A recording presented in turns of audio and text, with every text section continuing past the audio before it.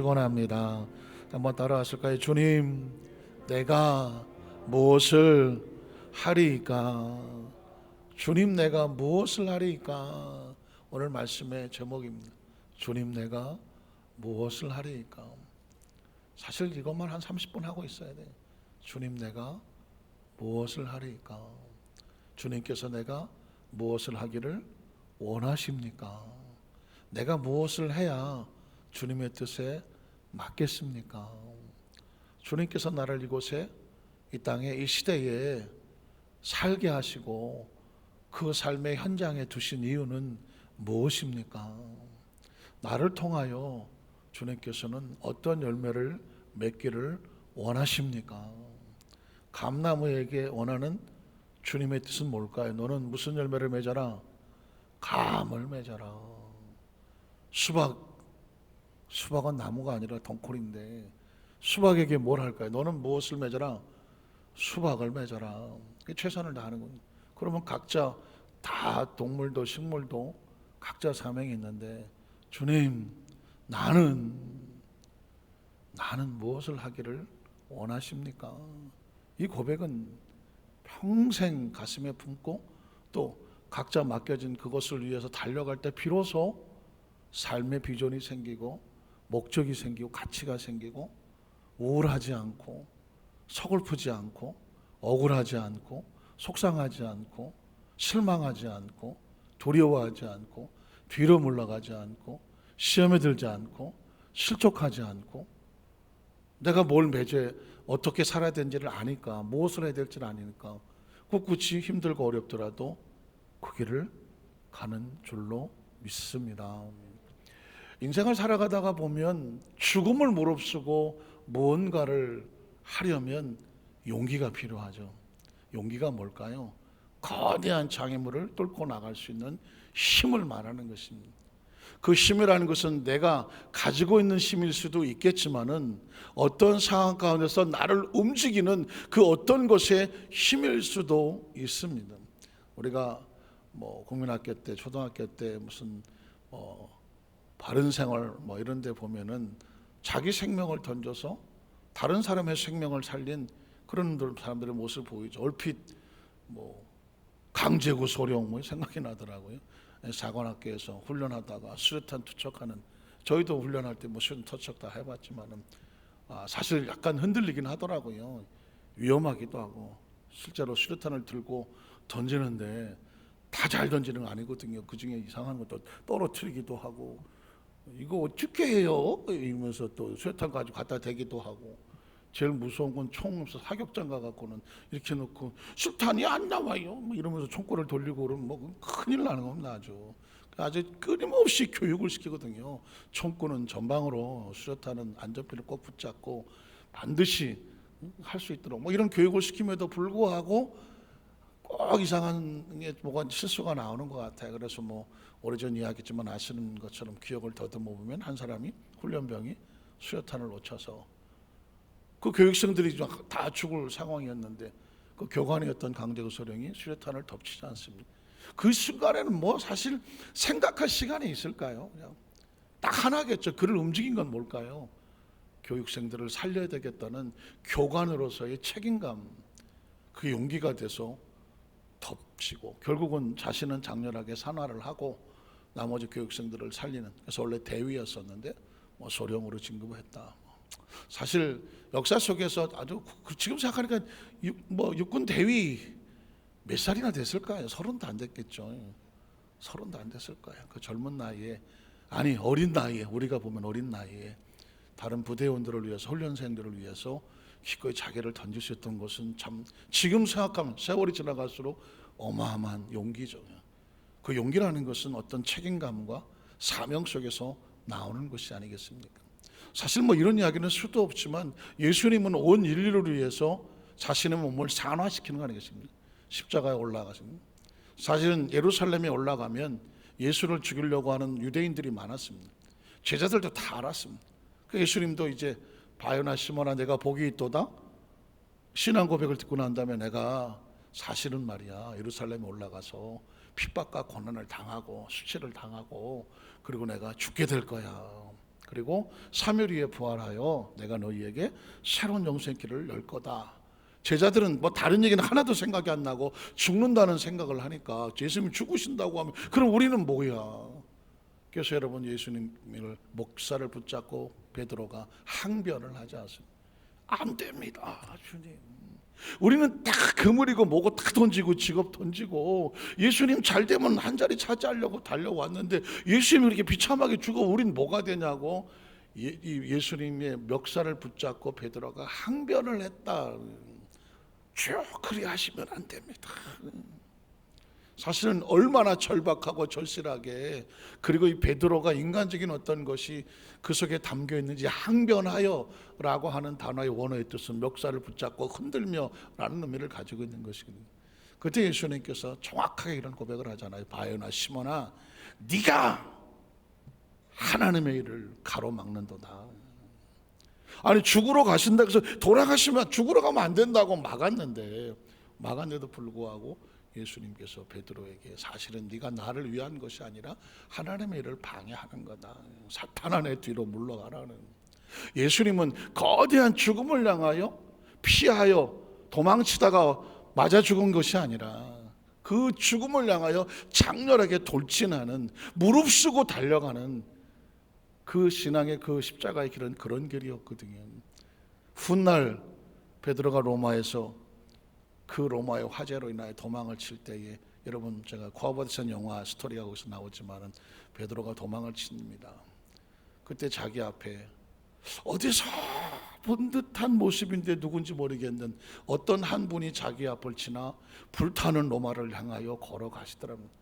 아니 저 양반은 지금 로마의 소식을 못 들었나? 지금 로마의 네로 행자가 미쳐서 불을 지르고 그 불 지른 사람들이 크리스찬이라고 뒤집어 씌우고 지금 잡아다가 죽이는 이런 상황인데 저기를 가면 위험한데, 그래서 여보시오 지금 어디로 가고 계시오? 거긴 로마로 가는 길인데 위험하오. 그때 그 사람이 비처럼 베드로에게 이렇게 말하지 않습니까? 나는 내가 버리고 가는 저 로마의 잃어버린 영혼을 향하여 또다시 십자가에 못 박히러 간다. 또다시 십자가에 못 박히러 간다? 죽음을 무릅쓰고 힘들고 어려운 길이지만 나는 그 길을 올라가겠다는 것입니다. 굉장히 중요한 것입니다. 우리는 예수님의 십자가, 그 십자가를 놔두시고 이제는 이 생명 다 바쳐서 십자가를 따르겠다고 말했는데, 왜 십자가를 지면 좀 꽃길을 걸어가고 고속도로 가면 좋겠는데 왜 이 생명 십자가 놔두시고 이 생명 다 바쳐, 왜 생명을 바쳐야 돼요? 다른 것 좀 받으시지 왜 생명을 바쳐야 돼? 십자가는 왜 생명과 연결이 되어질까? 죽음을 무릅쓰고 그 가치, 그 십자가의 가치 때문에 내가 힘들고 위험하고 그런 위기를 무릅쓰고 그 십자가의 가치를 밀고 가는 것, 그게 바로 십자가의 사명이거든요. 예수님께서는 모두가 만류하는 그 죽음의 현장을 향하여 돌진을 하고 있는 것입니다. 돌진, 한번 따라 하실까요? 돌진. 그건 안 돼. 시간이 지체할 수가 없고 누가 막아서도 안 되고 내가 여기서 피하여 버리면 그 생명이 모두 죽는 거거든. 예수님께서 그래서 돌진을 하는 겁니다. 십자가를 향하여 죽음을 무릅쓰고 돌진을 하는 거죠. 이 이야기는 예수님께서 그렇게 하시는 모습은 베드로의 가슴을 칩니다. 거기서 베드로가 꼬꾸라치거든요. 쿠어바디스 도미네, 주여 어디로 가시나이까? 네가 버리고 가는 저 로마의 불타는 저곳에 잃어버린 영혼을 위하여 십자가에 못 박히러 다시 한다. 거기서 베드로가 꼬꾸라칩니다. 주여. 예전에 십자가 예수님께서 못 박히실 때에 나는 주님을 모른다고 도망을 쳤던, 세 번이나 부인했던 가슴 아픈 그 처절한 고통이 있는데 세월이 지나도 나는 여전히 아직도 도망을 치고 있네요.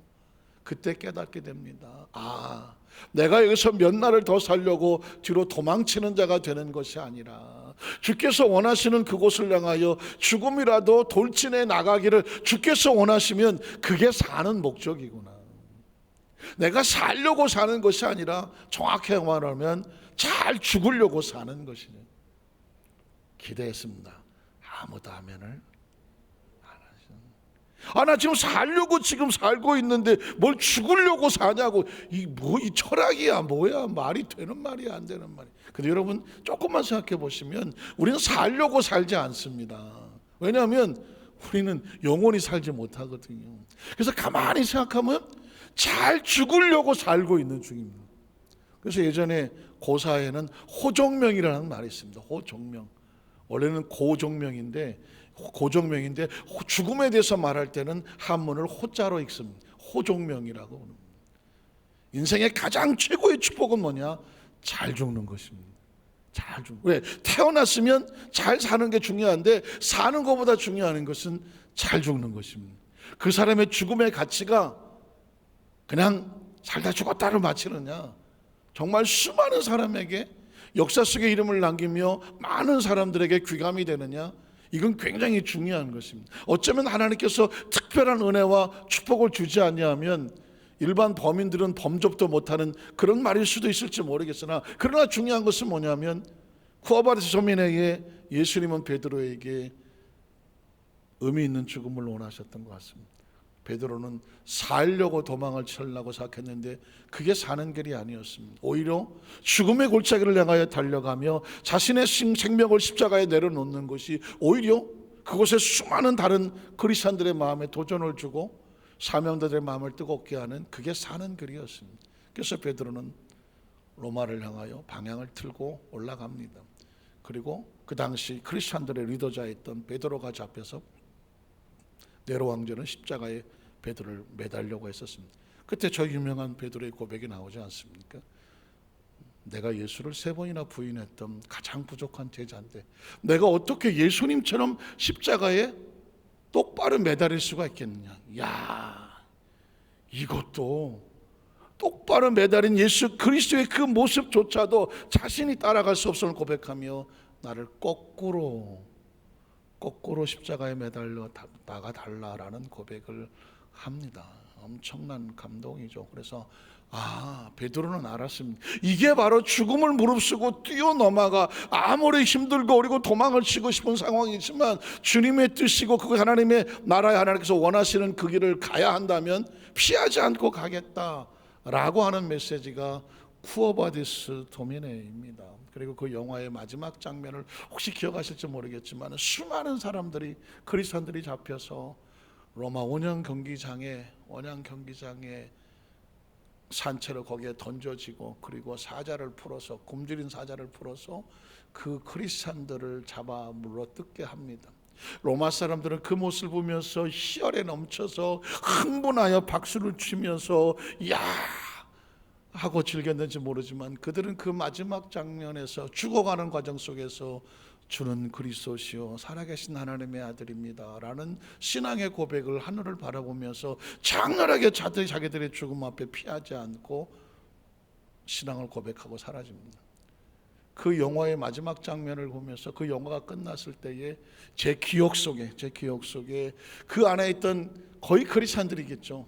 모두들 그 자리에 서 있어서 자막의 마지막이 끝나갈 때까지 자리를 떠나지 않습니다. 보통은 영화가 끝나면은 후다닥하고 종 올리면 가야 되는데 저 역시도 꼼짝없이 서 있었고 흐르는 눈물을 주체할 수가 없었습니다. 그리고 그 당시 거기 있는 모든 사람들이 훌쩍거리면서 눈물을 같이 흐리고 있었습니다.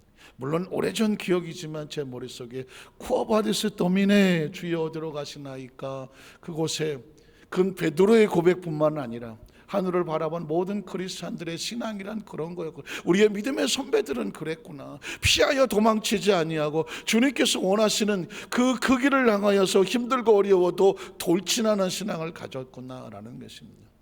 제가 이 고백을 드리는 이유는 뭐냐면 사도 바울이라고 해서 예외였을까요? 사도 바울이라고 해서 예외는 아니었습니다.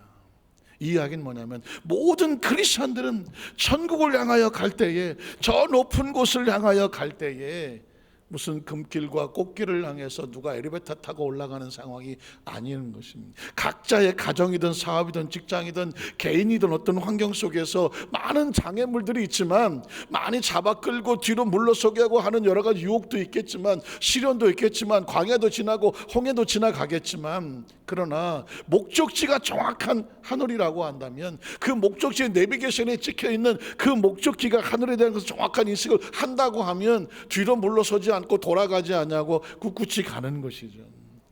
그게 사명이고 신앙인 것입니다. 사실은 신앙은 아주 처절한 것입니다. 신앙은 절박한 것입니다. 천국은 낭만적이지 않습니다. 천국은 향기롭지 않습니다. 아니 원래 의라는 것이 향기롭지 않잖아요. 정의라는 것이 향기롭지 않잖아요. 깨끗하게 사는 것이 향기롭지 않잖아요. 사람답게 사는 것이 쉽지 않잖아요. 정말 이 모든 그 사람다움으로부터 방해하는 것들을 끊어내면서 가는 것이 그게 사람이거든요. 사람이야 다 사람이냐? 사람다워 사람이라는 것은 기본적인 사람도 그러는데 신앙의 길이라고 하는 것은 이로 말할 수도 없는 것입니다. 그래서 코로나19라고 하는 것은 영적으로 바라보면 정확하게 우리는 광야를 지나가고 있는 것입니다. 그러나 광야는 무의미하게 다가오지 않죠. 광야를 지나면서 하나님을 만나고 하나님을 경험하고 체험하고 이 와중 속에서도 비록 매출하기나 만나 하나님이 주시는 제한된 음식을 먹고 살아가지만 옛날같이 화려하게 내 마음대로 애굽에서 부뚜막에서 다리 쭉 벌고 앉아서 이것저것 편하게 살던 그 모든 것이 제한된 삶이 광야라고 할지라도 이 광야 속에서 하늘을 바라보고 구름 기둥과 불 기둥 그것만 바라보고 쫓아가면 그것은 하나님이 안고 가신다고 말하는 거예요.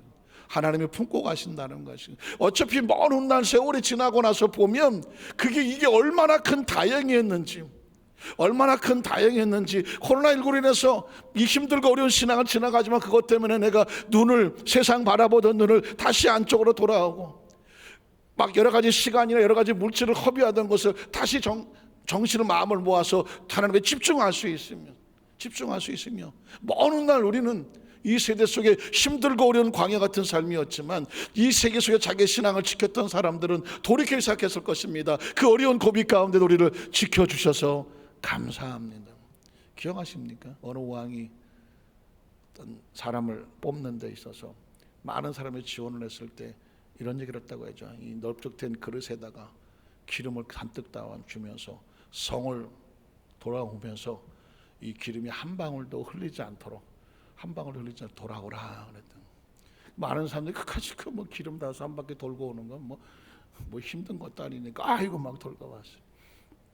그런데 다른 사람들 다 보니까 많은 사람들은 다 기름이 출렁출렁 돼 갖고 반도 없어요. 근데 한 사람만 그 원래 양을 다 채워서 왔더라는 것입니다. 이유를 볼까요? 기름을 들고 있는 사람들 여기저기 쳐다보다 보니까 이게 다 많이 흔들리거든요. 그런데 끝까지 기름을 한 방울도 안 흘리고 온 사람은 뭘까요? 성에 여기저기 뭐가 있는지 물어봐도 아무것도 몰라. 왜 그랬을까? 이것만 쳐다보고 이것만 집중하다가 보니까 뭐가 있는지 신경 쓸 틈이 없고 때로 신앙은 집중이거든요. 집중입니다. 세상에 여러 가지 많은 것들이 우리를 혼란하게 하고 유혹하고 잡아 당기고 하더라도 어떻게 하느냐?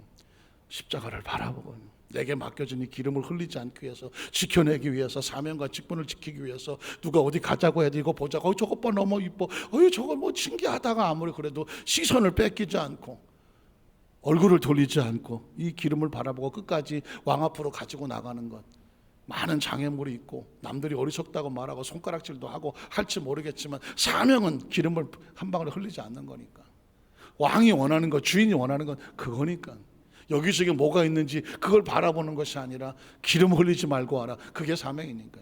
그래서 가는 거거든요. 그래서 세월이 지난 다음에 보면 우리 살아온 삶도 그렇고 참 감사하고 힘들고 어려운 고비가 시작하면 왜 나는 힘들고 어려운 삶을 살아왔는가. 정말 부모 원망도 되고 환경이 원망도 되고 잘 안 됐던 원망도 됐는데 돌이켜보니 그것 때문에 우리가 안전하게 그것 때문에 살아서 여기까지 와 있는 것입니다. 오늘 전 여러분에게 이런 상황 속에서도 바울은 예외가 아니었다. 그에게도 위기가 다가왔는데 어려움이 다가왔는데 놀랍게도 그 위기를 뛰어넘어가는 과정 속에서 하나님이 주시는 메시지가 하나 있는데 바울은 하나님 나 힘들고 어려우니까 이런 거 다 피해 주세요 라는 기도가 아니라 이런 고백을 합니다. 주님 이 상황에서 내가 무엇을 할까요? 남들은 다 힘들다고 말하는데 남들은 다 아프다고 말하는데 남들은 다 이거 다 그냥 그만했으면 좋겠다고 하는 가운데 나는 여기서 주님 앞에 드리는 고백은 주님, 내가 할 건 뭘까요? 한번 따라 하실까요? 주님, 내가 할 것은 무엇일까요? 그게 바울의 고백입니다.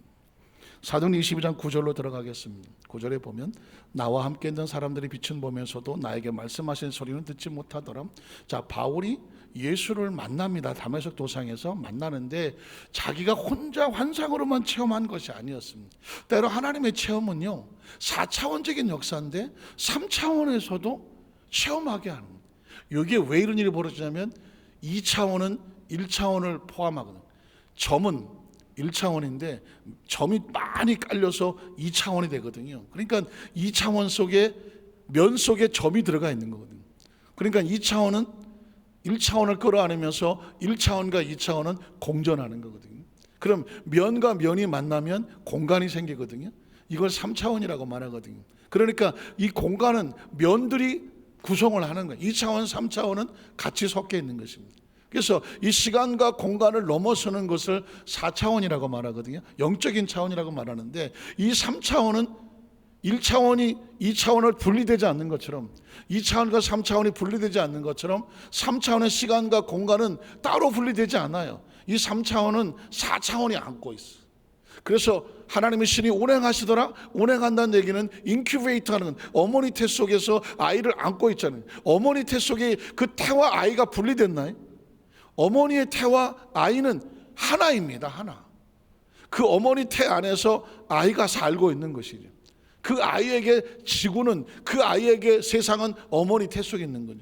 그러니까 어머니 태는 아이를 품고 있는 걸 인큐베이터 한다고 말하거든. 하나님의 신이 운행하시더라. 성령이 인큐베이터 하더라. 이 3차원은 하나님의 신이 안고 있는 것입니다. 그래서 제가 표현한 것 가운데 이 우주는, 우주가 생명체라면 하나님의 신은 어머니의 자궁과 같다. 하나님의 자궁과 같아요. 그래서 하나님의 자궁이, 하나님의 성령이 이 우주를 안고 있으면서 이 우주의 생명을 공급하는 것입니다. 하나님의 신이 운행하시더라 공급하고 있는 것입니다. 그래서 성령은 우리의 생명의 신이 되고, 성령은 우리의 지혜가 되고, 우리의 삶을 살아가는데 성령이 우리 모든 것을 주관하는 법칙과 같아요. 그렇지 않고서야 우주에 상상도 않은 저 별들이 정확한 법칙에 따라 움직일 리가 없는 것이고, 우리가 삶을 살아가는 이 땅의 동물과 식물과 보이지 않는 조그만 어떤 무슨 세균이라고 할지라도 정확한 그들만의 법칙대로 움직여지는 것은 뭐냐? 이 우주는 법칙에서 움직여집니다. 법칙 하나만 깨지면 우주는 통째로 날아가 버립니다. 우리 몸의 머리부터 발끝까지 법칙으로 움직여지는 거거든요. 만에 하나 이 중에서 법칙 하나만 흔들리면 우리 몸에 문제가 생기는 것입니다. 암덩어리가 뭘까요? 암덩어리는 세포가 법칙이 어긋나서 지가 지 세포를 잘 잡아먹겠다고 이 법칙에서 어긋나는 순간 그게 암이 되는 거거든요. 염증도 마찬가지로 잘못된 게 들어와서 법칙에서 잃어버리게 되니까 염증이 생겨나는 것이거든요. 사실은 인체도 법칙에서 움직여지는 것이고, 건물도 법칙으로 지어지는 것이 하중과 중량과 여러 가지 균형을 맞춰 세워지는 거지 절대로 법칙을 떠나서 이루어지는 것은 없습니다. 그래서 이 법칙의 통째적인 주관자는 뭐냐? 하나님의 영인 것이죠. 믿으십니까? 그래서 성경은 3차원과 4차원이 섞여서 나와요. 섞여서 나와요. 저는 여러분에 그래서 3차원과 4차원에 섞여 나오는 이유는 뭐냐면 우리 몸이 3차원과 4차원이 섞여 있잖아요. 우리 몸은 육신으로 됐기 때문에 3차원이잖아요. 그런데 지금 이렇게 제가 여기서 말하고 내 정신, 생각, 사고, 내 영, 이건 4차원이잖아요. 4차원이잖아요. 그러니까 지금 나야, 나 김유민 목사야 라고 말한 나는 육체는 아니잖아요. 육체가 말하고 있지만, 내 발성기관을 통해서 육체가 말하고 있지만, 내 모든 걸 주관하고 통제하고 말하고 이끌어가는 것은 내 정신이고 생각이겠지만, 오늘 말씀을 들고 있으면 정신과 생각이 말하지 못하잖아요. 이건 영이 말하는 거잖아요. 하나님의 성령께서 주관하셔서 역사하셔서 성령 하나님 말씀이 여러분에게, 여러분의 영을 향해서 말하고 있잖아요. 여러분의 생각과 여러분의 지성과 여러분이 가지고 있는 어떤 무슨 그런 경험과 거기에 말하고 있지 않습니다. 하나님 말씀은 영이요, 그 영은 여러분이 영으로 듣는 것입니다. 그래서 사람은 떡으로만 살지 못한다. 육체는 떡으로 살지만 영은 오직 하나님 말씀으로 산다는 건. 그래서 영은 어디에 반응하냐면 4차원적인 이야기가 나와 영이 척커덕 반응을 합니다. 감정은 아름답고 듣기 좋은 시라든가 뮤지컬이라든가 영화라든가 드라마라든가 감정의 음악이라든가 선율이라든가 이런 거는 우리 감정을 하고, 우리 몸은 그냥 배부르고 등 따시면 최고요. 우리 몸은 그래, 그냥 배부르고 등 따시면 더 이상 바라는 것도 없어. 우리 몸은 마음은 편안하면 되고. 그러나 영은 안 그래요. 영은 오직 이 4차원적인 하나님의 말씀의 세계가 우리 속에 들어와야 영이 그때 반응을 하는 것입니다. 자, 오늘 성경에서 이렇게 말하지 않습니까? 나와 함께 있는 사람들은 빛은 하늘에서 오는 건데 세상의 태양빛이 아니거든요. 하늘의 빛인데 그 사람들에게 빛이 4차원에 3차원을 치고 들어왔어. 그런데 말씀하시는 소리는 들리지 않아. 왜 안 들릴까요? 그건 하나님의 차원의 소리라 허용된 축복이에요. 그래서 4차원은 3차원을 지배하기 때문에 3차원에서 4차원의 소리를 들으려면 거기서 허용을 해줘야 돼. 빛을 보려면 허용을 해줘야 돼. 계시라는 단어는 리블레이션이라고 하는 계시는 안에서 커튼을 연다는 것과 같아요. 계시는 안에서 바깥에서 아무리 보려고 해도 보이지 않아. 안에서 열어줘야 보이는 것입니다. 그래서 요한계시록은 요한이 내가 환상 중에 하나님이 열어주셔서 본 환상을 기록하여 적은 거예요. 자기가 보고 싶어서 본 건 없어. 내가 아무리 환상을 보려고 눈을 뒤집어 까도 환상은 안 보여. 환상은 어떻게 보이느냐? 그가 보여주셔야 됩니다. 말씀의 세계도 마찬가지. 성령의 조명은 비춰줘야 보이는 거지 내가 보이는 것이 빛이 아니거든요. 하나님 말씀은 아무나 해석하고 아무나 말씀 붙잡고 아무나 강단에 설교한다 할 수가 없는 이유는 이만이나 신천지 같은 그런 존재가 태어나서는 안 되기 때문에 잘못된 스스로 보혜사고 영생이고 어쩌고 하고 있지만 지금 감옥에 계셔서 내일 모레 하시는데 어떡하려고 그래요. 그건 성령이 아니거든요. 성령은 감옥에 계셔갖고 스스로 이루는 존재가 아닌 우리 안에 계셔서 성령을 감동을 주시는 분. 그래서 말씀 한 죄를 대하더라도요, 이 말씀에 지금 역사하고 있는 4차원의 세계, 3차원의 세계, 거기서 우리에게 주시는 메시지는 뭔가를 우리가 들어가는 거죠. 자, 그래 그 다음 절은 뭘까요? 듣지 못하더라. 지금은 예수님께서 부활하신 그 예수님이 하늘에 있는 그 4차원의 장면이 3차원에 와서 다메섹에서 바울을 만나서 거꾸로 틀린 장면입니다. 내가 이르되 주님 무엇을 하리까? 여기서 바울이 그런 고백. 주님 내가 무엇을 하겠으면 좋겠습니까? 하나님을 제대로 만나는 사람은요, 성령 체험을 제대로 한 사람은요, 은혜를 제대로 받은 사람은요, 사명을 제대로 받은 사람은, 직분을 제대로 받은 사람은 날마다 하나님 앞에 이 고백을 하는, 내가 뭘 하면 좋을까요? 내가 뭘 하면 좋겠습니까? 내가 하는 게 아니에요. 주님 내가 무엇을 했으면 좋겠습니까? 그분이 원하는 것에 초점을 맞추는 것이죠. 그게 진짜 직분자인 거예요. 진짜 은혜 받은 사람인 거예요. 진짜 믿음 있는 사람인 거고요. 진짜 크리스천인 거예요. 이 혼란한 시대에, 이 난세에, 이 광야의 시대에 뭘 할까?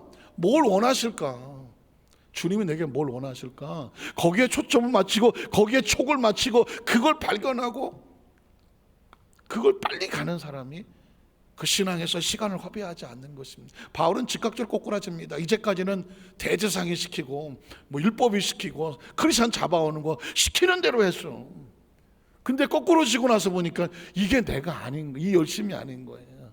지금 잘못 생각한 거예요. 그래서 이렇게 말하는 거예요. 주님 이제부터는 내가 뭘 해야 될까요? 뭘 해야 될까요? 여기서부터 다시 출발을 하셔야 되는 거죠. 그동안 어떻게 살아왔는지 몰라. 그렇게 어떻게 주관했는지 몰라. 그러나 오늘 이 시간 이후에 우리의 모든 방향과 초점은 주님 내가 뭘 하길 원하십니까? 이 방향을 정하지 않으면 나머지 아무리 열심히 달려가고 아무리 열심히 해도 나중에 어느 날 간 것만큼 후회해. 하나님께서 의도하지 않은 길을 내가 열심히 땀 흘려 간 것만큼 어느 날 뒤돌아오면 잘못 갔어. 잘못. 바울이 이때까지 자기 삶 가운데 크리스천들을 잡아 죽이려고 다메섹까지 쫓아가서 그게 하나님의 열심이라고 생각했어. 알고 보니 그건 하나님 열심이 아니라 하나님의 가슴에 대못을 박는 거였어. 다시 시작하는 거예요. 내가 뭘 했으면 좋겠습니까? 이거 하나만 정말 이 땅에 생명으로 태어나서 사람으로 태어나서 크리스찬으로 변화되고 나서 이거 하나만 부여잡고 살면 가장 안전합니다. 내가 뭘 할까요? 무슨 죄송한 얘기지만 내가 무슨 세상에 내가 계급이 어떻고 지위가 어떻고 무슨 내가 뭐가 어쩌고 요즘 같은 세상이 허망하지 않습니까? 허망하네. 난다 긴다 하는 사람들도 추풍 낙엽으로 나가 떨어지고 아주 이런 모습을 보면서 이게 그래서 세상에 이런 것들이 다 허망한 것이구나. 오늘 저월은 먼 훗날 세월이 나서 아주 재밌는 이야기가 있더라고요. 10대에는 뭐가 어쩌고 20대는 뭐하고 30대는 뭐하고 50대는 100세는 아침에 눈만 떠도 감사하라고요. 100세는 그냥 눈이 떠지면 아이고 감사하다. 아마 그러니까 이건 누구도 피할 수 없어요. 이제 저와 여러분이 지금은 뭐만 해도 감사하고 뭐만 해도 감사하고 이렇게 할 거예요. 있어도 되는데 근데 100세쯤 되면 어휴 떠졌네. 100세 눈만 떠도 감사해. 이건 누구 말 맞다나 무슨 저쪽 무덤에 있거나 살아있으나 죽었으나 별 차이가 없다 누가 족구처럼 얘기하지만 이건 피할 수 없잖아요. 그러면 조금 눈치가 빠르면 그러면 그때 내게 남는 건 뭐예요? 올바른 방향으로 달려온 것만 남아요. 지금도 우리 이 정도 나이 되면 눈치채지 않습니까? 내가 그거를 잘못된 방향을 선택하고 얼마나 많은 사람들의 마음에 상처를 주고 내가 실수함으로 인해서 얼마나 많은 사람들이 그것 때문에 아파했으며 그냥 좀 살릴 걸. 그때 내가 좀 이걸 견뎌낼 걸. 내가 조금만 생각을 해서 올바를 할 걸. 이게 나이를 먹어가면서 오는 지혜와 같은 거. 다시는 내가 똑같은 실수를 하지 않겠다라고 마음을 먹고 정신 바짝 차리고 눈 부릅뜨고 하루하루를 살아가려고 하는 것이 삶의 지혜. 그것이 연륜과 경험 아니겠습니까? 오늘 저는 우리 어디서 만산교회 성도들의 가슴 속에 의식 속에 실수하는 게 싫어서 또다시 반복하는 게 싫어서 그냥 낭비하는 게 싫어서 허비하는 게 싫어서 쓸데없는 데 에너지 소비하고 쓸데없는 소리 영적인 시간 허비하고 열심히 뭔가를 했는데 나중에 보니까 껍질이고 갈아지고 아무것도 없으니 그 모습이 아주 생각만 해도 아주 지긋지긋해갖고 우린 그렇게 살지 않았으면 그렇지 않았으면 그래서 성경으로 돌아와서 성경에서 우리에게 원하시는 그 말씀 하나라도 붙잡으려고 몸부림을 치지를 않습니까? 이런 고백에 대해서 예수님이 계속 이제 대답을 하죠. 그 다음 절에 보니까 일어나 다메섹으로 들어가라. 내가 해야 할 모든 것을 거기서 누가 이르리라 그랬습니다. 굉장히 중요한 겁니다. 우리가 뭘 해야 할 것은 그분이 우리에게 일러주어야 합니다. 일러줘야 됩니다. 기도하는 목적은요, 기도 가운데 하나님이 나에게 무엇을 하시기를 일러주시기 때문입니다. 예배의 목적은 예배를 드리다가 보니까 하나님께서 나에게 감동을 주셔서 나는 네가 이렇게 했으면 좋겠다라고 하나님의 감동을 듣는 겁니다. 은혜를 받으러 가는 게 아니라 은혜를 받는다면 그게 은혜입니다. 그가 나에게 넌 이렇게 했으면 좋겠어. 너는 이 길을 갔으면 좋겠어. 네가 이 사명을 감당했으면 좋겠어. 그게 아무리 힘들고 어렵고 마치 로마를 향하여 복음을 들고 가는 베드로같이 거꾸로 십자가에 매달리더라도 주님이 난 네가 여기서 그거 했으면 좋겠어 할 때 그 길을 피하지 않고 가는 거 그거예요. 우리가 어떻게 잘 살까요? 사명을 잘 가야 잘 사는 거고요. 어떻게 잘 죽을까요? 주님께서 원하시는 그 자리에서 내 목숨을 내려놓는 게 그게 잘 죽는 거예요. 그게 잘 죽는 거예요.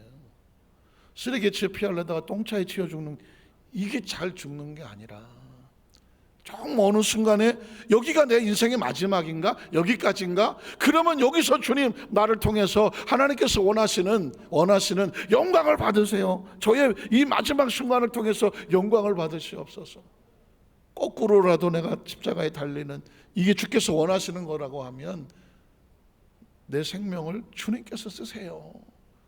이 어려운 이야기지만 한번 따라 하실까요? 주님, 내 생명을 주님을 위해서 쓰세요. 아멘이십니까? 나 좀 더 살아야 되는데 우리 애가 이제 이번에 고등학교 갔는데 대학도 가야 되는데 내일 모레 지금 우리 딸내미가 지금 남자친구 만나서 지금 교제 중인 삶은 그래요. 삶은 그래요. 그런데 거기까지 생각해 보자고. 왜냐하면 바울은 순교를 당했거든요. 복음을 전하다가 그에 가는 발걸음이 성경에 기록되어 있거든요. 그러니까 이 모습을 통해서 주님 우리에게 어떤 도전을 주느냐 항상 준비된 심령이 되기를 원하는 거거든요. 자, 그 다음 절을 보면 뭐라고 말할까요? 나는 그 빛의 광채로 말미암아 볼 수 없게 되었으므로 나와 함께 있는 사람들 손에 끌려 다메섹에 들어갔노라. 율법에 따라 경건한 사람으로 거기 사는 모든 유대인들의 칭찬을 듣는 아나니아라고 하는 이가 내게 와 곁에 서서 말하되 형제 사울아 다시 보라고 널 즉시 그를 쳐다보게 됐다. 거기서 체험을 하게 되죠. 머리로만 믿었던 이 사울을 하나님께서 완전히 영적인 체험으로 바꿔놓아서 하나님의 사람이 되게 하는 거예요. 신앙은 머리통으로만 3차원의 지식과 경험과 공부와 학식과 훈련으로는 안 된다는 거예요.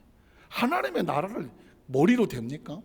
예수님이라고 하는 그 고난저 죽음과 십자가의 그 부활을, 영생을, 천국을, 이건 3차원에서는 듣도 보도 못한 얘기고 이해가 될 수 없는 이야기입니다. 그러니까 하나님에 대한 신앙은 말씀이 체험이 되어야 되거든요.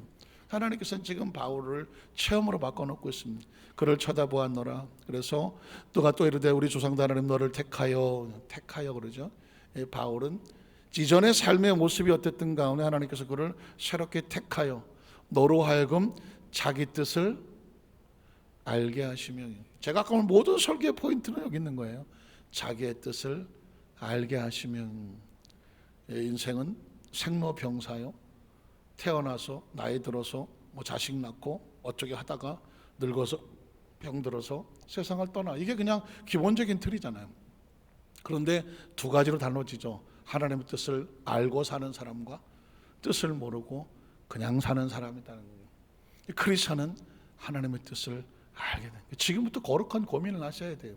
이 상황에서, 상황이 좋은지 나쁜지 보지 마세요. 상황이 뭐 잘 되는지 안 되는지 이게 중요하지 않고요. 이 상황에서 나를 향하신 하나님의 뜻이 뭔가죠.